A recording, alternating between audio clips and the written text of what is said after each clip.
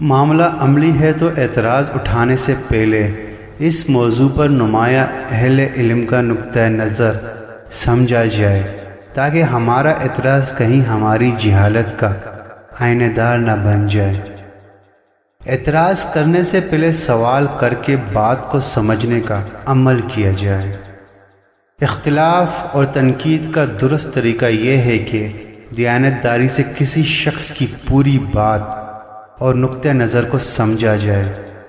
اگر آپ اس رائے کے ذمہ دار نہیں جو لوگ آپ کے بارے میں قائم رکھتے ہیں، مگر اس رویے کے ذمہ دار ضرور ہیں جس کی بنا پر یہ رائے قائم کی جاتی ہے۔ قوموں کی تقدیر ان کے حکمران بدلنے سے نہیں بلکہ ان کے اخلاق بدلنے سے بدلتی ہے۔ تم دنیا کا سودا خریدنے 4 دکانوں پر جاتے تھے، مگر جنت کا سودا تمہیں اتنا سستا لگا کہ جہاں پیدا ہو گئے، جہاں پہلے بیٹھ گئے، اس سے ہٹ کر ہر دوسری بات سننے سے انکار کر دیا۔ جس شخص کی خوبیوں کے اعتراف کا آپ میں حوصلہ نہیں، اس پر تنقید کا کوئی حق آپ کو نہیں مل سکتا۔ بندہ مومن کی زندگی الزام لگانے کے لیے نہیں، لوگوں کی تربیت کے لیے وقف ہوتی ہے۔ اسے لیڈروں کا غم نہیں کھاتا کیونکہ وہ خود ایک لیڈر ہوتا ہے۔ زندگی کی دوڑ میں دوسروں سے آگے نکلنے کے لیے تیز چلنا ضروری نہیں بلکہ ہر رکاوٹ کے باوجود چلتے رہنا اور مسلسل چلتے رہنا ضروری ہے۔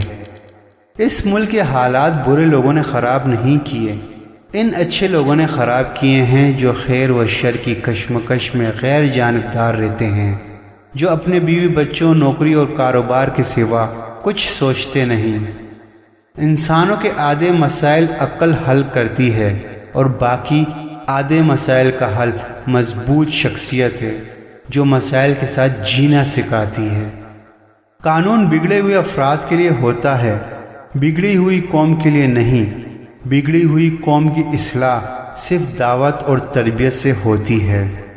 اگر آپ حق پر کھڑے ہیں تو آپ کو چلا کر بات کرنے کی ضرورت نہیں، اور اگر آپ حق پر نہیں ہیں تو چلا کر بات کرنے کا کوئی فائدہ نہیں۔ اندھے پن کی ہر قسم ہی بری ہے، مگر بدترین قسم دل کا اندھا پن ہے، اور یہ اندھا پن تعصب سے پیدا ہوتا ہے۔ عاجزی یہ ہے کہ اچھا کام کرنے کے بعد آپ آگے بڑھ جائیں، اس سوچ میں گم ہوئے بغیر کہ لوگ اچھے کام پر میری کتنی تعریف کریں گے۔ اخلاق کو دعوت بنانا کافی نہیں، اسے شخصیت بنانا ہوگا۔ علم کی اصلاح کافی نہیں، کردار کی اصلاح بھی ضروری ہے۔ مزید ویڈیو کے لیے ہمارے چینل کو سبسکرائب کر دیں اور بیل آئیکن پر ضرور کلک کر دیں۔